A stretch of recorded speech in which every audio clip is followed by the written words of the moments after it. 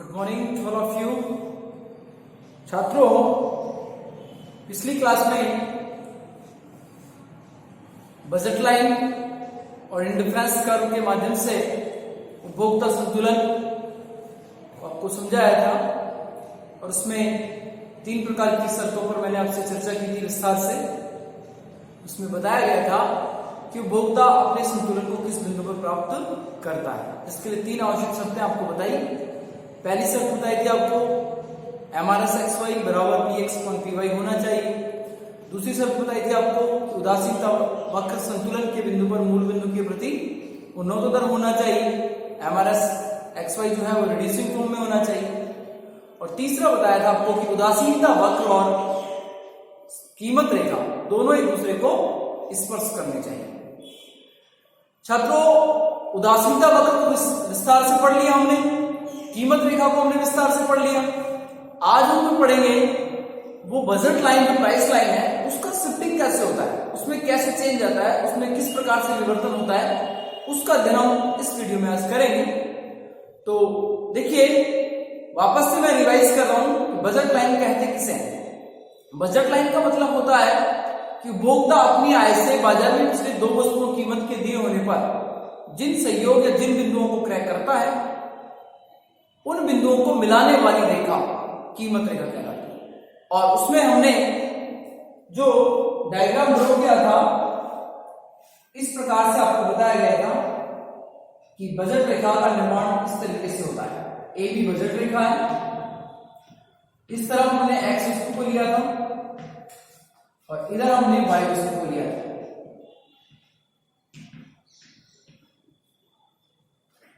ये विभिन्न प्रकार के सहयोग इस पर हमने ड्रॉ किए थे, A, B, C, D, E, F। इनको मिलाने से जो लाइन बनी उसको हमने बजट लाइन या कीमत रेखा कहा।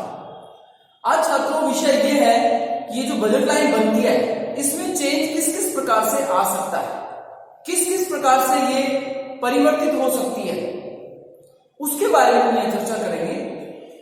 तो देखिए, इसमें 3 प्रकार से चेंज आते हैं। नंबर 1, उपभोक्ता की आय में परिवर्तन। आय में परिवर्तन,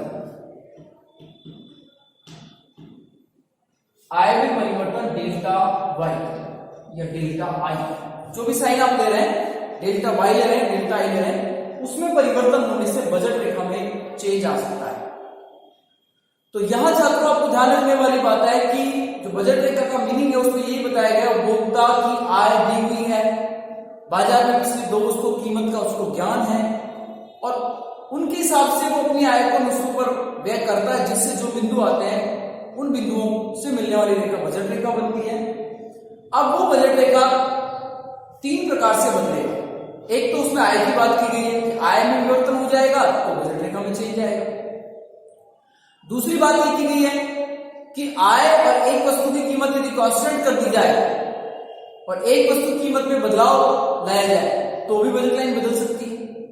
और तीसरी जो बात की गई है कि पहले आपने एक्स वस्तु को यदि बदला है, वाई को कांस्टेंट रखा है, तो आप वाई को बदल सकते हैं, एक्स को कांस्टेंट रख सकते हैं, साथ में उपभोक्ता की आय भी स्थिर रहेगी, उस स्थिति में बदल सकती है।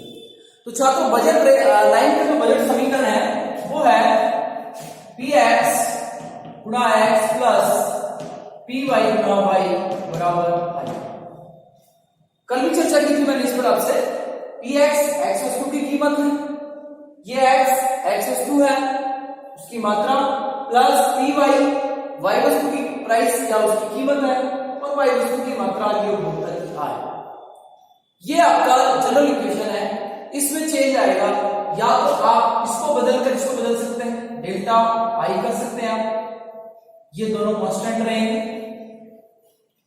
या फिर आप इसको कांस्टेंट कर सकते हैं और इन दोनों में से एक को आप बदल सकते हैं, डेल्टा PX बदल जाए या डेल्टा PY बदल जाए। तो पहला जो परिवर्तन है हमारा वो हम देख रहे हैं आय में परिवर्तन होने से बजट रेखा का विवर्तन। तो छात्रों, आय परिवर्तन का मतलब है यहां पर आय या तो बढ़ भी सकती है या घट सकती है। यदि आपकी आय बढ़ती है तो बजट रेखा में परिवर्तन जो होगा वो पुरानी वाली बजट रेखा के समानांतर आगे की ओर होगा।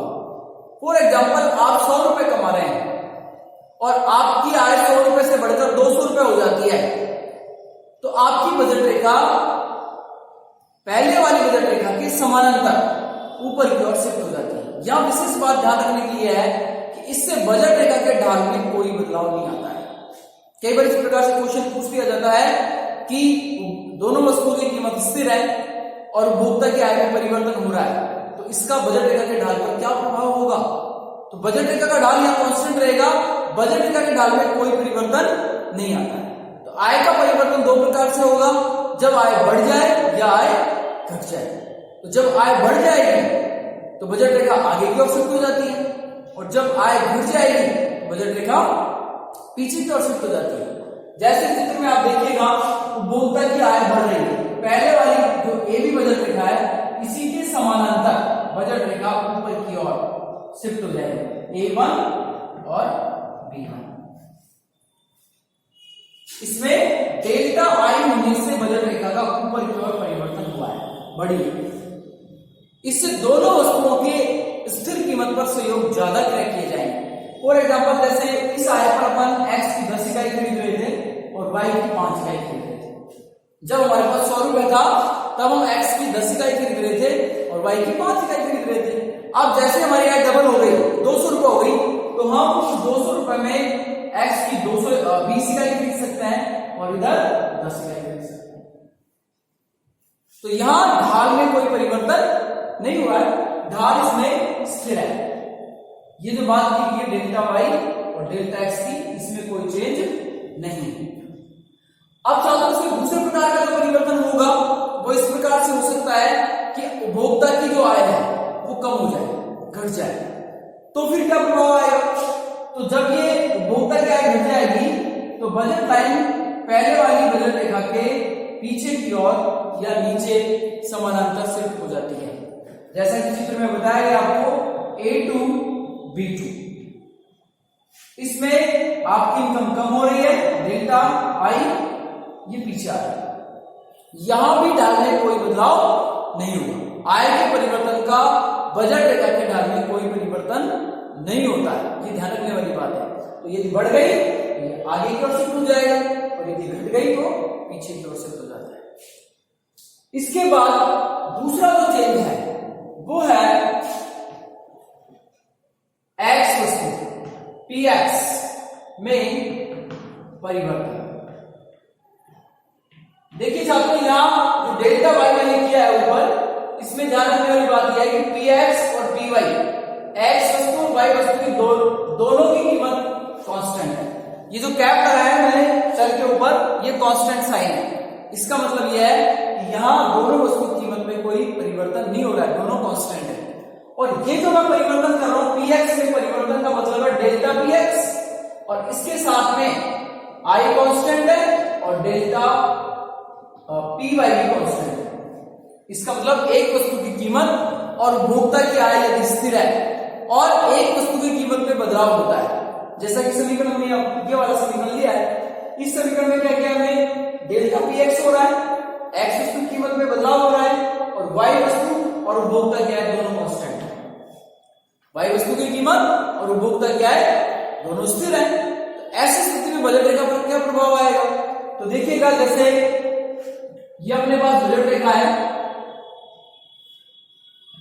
ए बी बजट रेखा है, इसमें एक्स वस्तु को परिवर्तित कर रहे हैं और वाई वस्तु को कांस्टेंट कर रहे हैं। तो इसमें जो बदलाव आएगा वो दो तरीके से आएगा। एक बार जो हो सकता है कि डेल्टा PX या फिर यूं कहें कि PX में वृद्धि हो जाए, एक्स वस्तु की कीमत बढ़ जाए, या फिर यूं कह सकते हैं कि PX में कमी हो जाए, एक्स वस्तु की कीमत घट जाए। तो जब एक्स वस्तु की कीमत घटेगी, इसका मतलब एक्स वस्तु सस्ती हो रही है, और जब एक्स वस्तु सस्ती हो रही है तो उसकी ज्यादा मात्रा हम क्रय करेंगे। तो एक्स वस्तु की कीमत के घटने पर बजट रेखा एक्स अक्ष पर आगे की ओर विवर्तित हो जाती है, और एक्स वस्तु महंगी होने पर या उसकी कीमत बढ़ने पर बजट रेखा एक्स अक्ष पर पीछे की ओर शिफ्ट हो जाती है। तो जब एक्स वस्तु की कीमत घट जाएगी तो बजट रेखा इस प्रकार से चली जाएगी, B से B1। ये तो हो गया कीमत के घटने पर, पहले की तुलना में आप ज्यादा इकाई खरीदेंगे। और यदि एक्स वस्तु बढ़ती है, कीमत इसकी बढ़ती है, तो ये पीछे की ओर शिफ्ट हो जाएगी B2, पीछे की ओर। इसका मतलब पहले की तुलना में ज्यादा कीमत में कम मात्रा खरीद पा रहे हैं। जैसे पहले 10 इकाई खरीद पा रहे थे, अब सस्ती हो गई तो उसकी 20 इकाई खरीदेंगे, और यदि महंगी हो गई तो उसकी 5 इकाई खरीदेंगे। हमारी उसी वजह से आय में कोई बदलाव नहीं आया। एक परिवर्तन इसमें इस प्रकार से भी हो सकता है। तीसरा जो परिवर्तन है इसका वो है, तीसरा परिवर्तन है इसका डेल्टा पी वाई वस्तु की कीमत में परिवर्तन हो और साथ में पी एक्स और उपभोक्ता की आय दोनों कांस्टेंट हो। उधर हमने वाई और आई वस्तु रखा था, यहां वाई वस्तु की कीमत में बदलाव आ रहा है और उपभोक्ता की आय और एक्स वस्तु की कीमत क्या है, कांस्टेंट है। तो यहां जो परिवर्तन होगा बजट रेखा का वो इस प्रकार से होगा, जैसे ये अपनी बजट रेखा है ए बी, इसमें इधर हमने एक्स गुड्स ले रहे हैं, इधर वाई गुड्स ले रहे हैं, एक्स वस्तु और वाई वस्तु। अब इसमें एक्स में जब चेंज किया जब तो इस अक्ष पर परिवर्तन आया, वाई को हमने कांस्टेंट कर लिया, वाई में कोई बदलाव नहीं आ रहा है। यहाँ पर यहां हमें एक्स को कांस्टेंट करना है और वाई में बदलाव करना है, तो उसी तरीके से बदलाव होगा। यदि वाई वस्तु की कीमत कम हो जाती है तो ये बजट रेखा ऊपर की ओर शिफ्ट हो जाएगी, ऐसे ए से A1 ऊपर की ओर, और यदि वाई वस्तु की कीमत में वृद्धि हो जाती है तो ये बजट रेखा पीछे की ओर शिफ्ट हो जाएगी, A से A2। तो यहां ध्यान रखने वाली बात है कि इन दोनों स्थितियों में चाहे एक्स वस्तु की कीमत बदले या वाई वस्तु की कीमत बदले, दोनों स्थिति में बजट रेखा का ढाल बदल जाता है, जबकि आय के परिवर्तन होने पर बजट रेखा के ढाल में कोई प्रभाव नहीं होता है। इसके साथ ही इनके अंदर क्रॉस चेंज भी हो सकते हैं। क्रॉस का मतलब जैसे हमारी ये बजट रेखा है ए बी,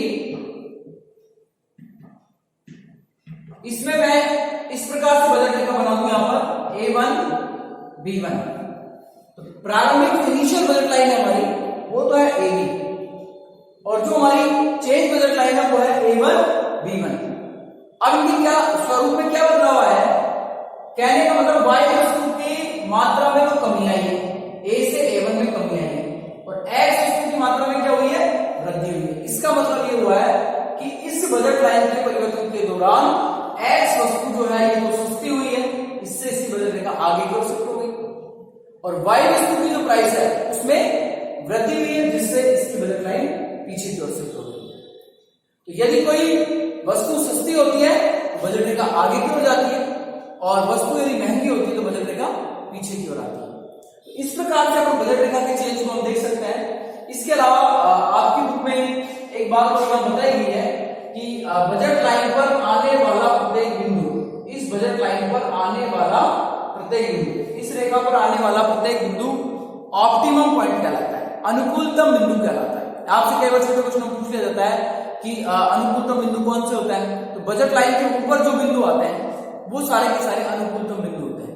इस बजट लाइन से ऊपर यदि कोई बिंदु आ रहा है यहां इस स्थिति में, जैसे ये मैंने बोले लगाया, ये बिंदु सारे के सारे अप्राप्य बिंदु होते हैं, अप्राप्य, जिनको प्राप्त नहीं किया जा सकता, क्योंकि हमारे बजट से बाहर के बिंदु। हमारे पास 100 रुपए कोई वस्तु 500 रुपए की आ रही है, तो इसका मतलब 500 रुपए की वस्तु को हम नहीं खरीद सकते, हमारे लिए अप्राप्य है वो, उसको हम प्राप्त नहीं कर सकते।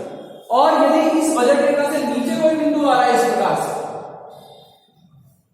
तो ये उपभोक्ता के सहयोग के इंफीरियर पॉइंट्स होते हैं, घटिया बिंदु होता है। इनका उपभोक्ता अपने निम्न बजट में कर चुका है, अब उससे अच्छे बजट में वो अच्छे बिंदुओं का उपभोग कर रहा है, इसलिए ऐसे घटिया बिंदुओं का वो उपभोग नहीं करेगा। तो बजट लाइन के जस्ट ऊपर आने वाले बिंदु अनुकूलतम बिंदु, इससे बाहर आने वाले, ऊपर की ओर आने वाले बिंदु अप्राप्य बिंदु, और इससे नीचे आने वाले बिंदु प्राप्य तो है लेकिन वो इंफीरियर है, घटिया है। तो छात्रों, आपका ये तीसरा चैप्टर यहाँ पूरा होता है, जिसमें मैंने डिफरेंस कर्व का मीनिंग, उसके मानचित्र, एमआरएस, उसकी विशेषताएं, बजट लाइन बजट लाइन का विवर्तन और उपभोक्ता का संतुलन, ये सारी बातें डायग्राम के माध्यम से आपको मैंने क्लियर की है। अब हम अगले वीडियो में अगला जो टॉपिक शुरू करेंगे वो डिमांड फंक्शन पर करेंगे, मांग फलन पर करेंगे, या डिमांड एनालिसिस करेंगे, मांग विश्लेषण, और वो आपको नेक्स्ट वीडियो में हम बताएंगे। धन्यवाद।